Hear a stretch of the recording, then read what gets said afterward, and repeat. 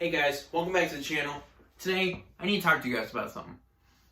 Something very dear to my heart. Something kind of stupid. Not gonna lie, this is very stupid. This is gonna be the most incredibly stupid thing I've ever done on my YouTube channel. Now, what is it, you may be asking? It is incredibly stupid. So, I, in the help of my DM in Dungeons and Dragons, Game Master, whatever you want to call him, have created the stupidest monster in the game. Now, it's not stupid as in it's overpowered.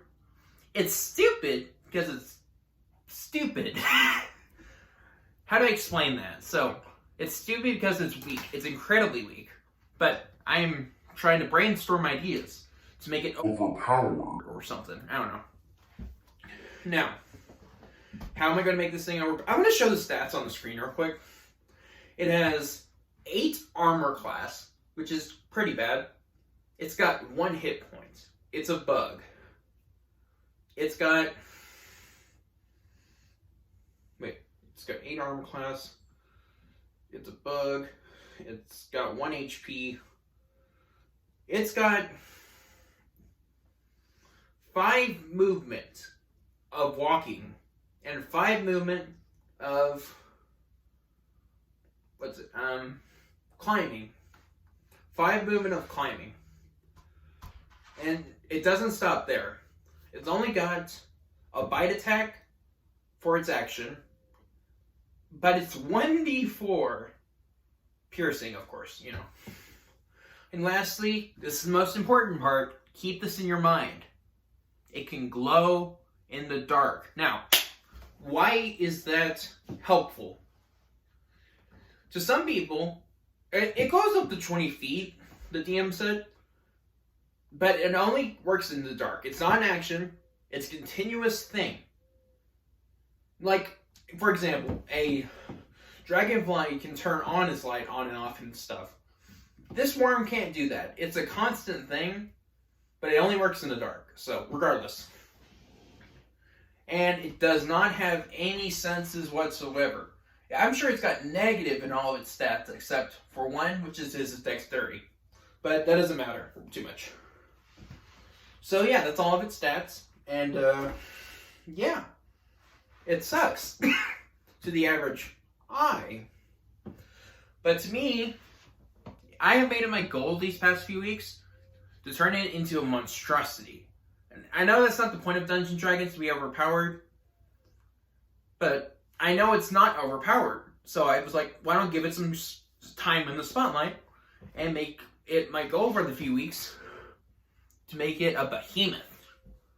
To make it strong and stuff. So, with that in mind, how do we do this? How do we get it to be strong, powerful being? Infestation.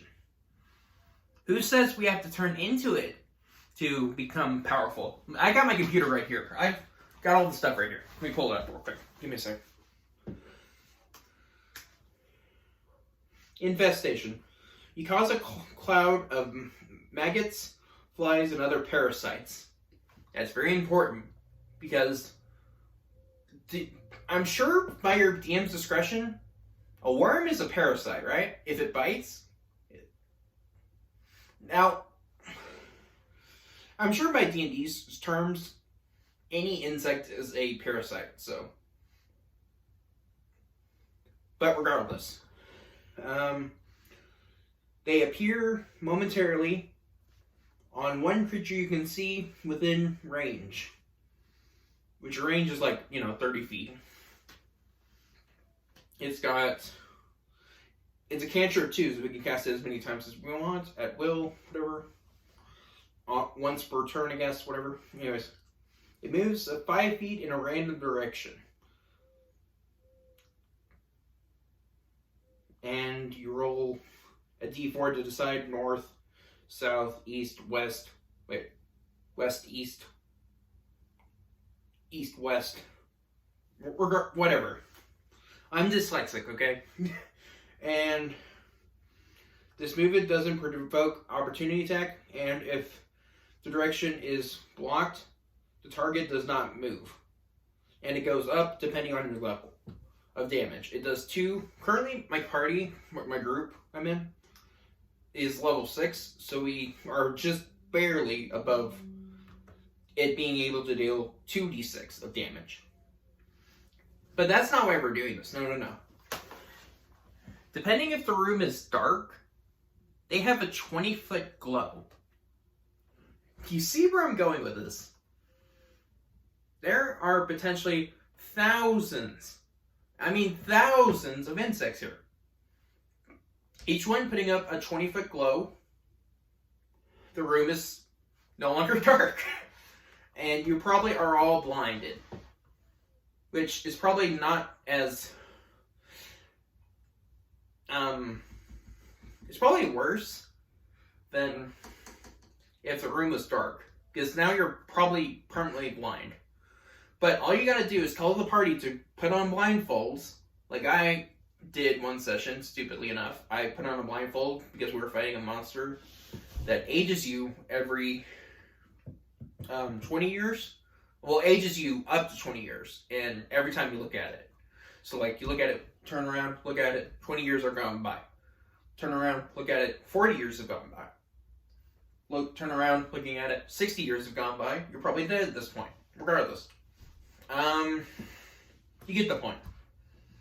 So, I'm getting off track here a little bit.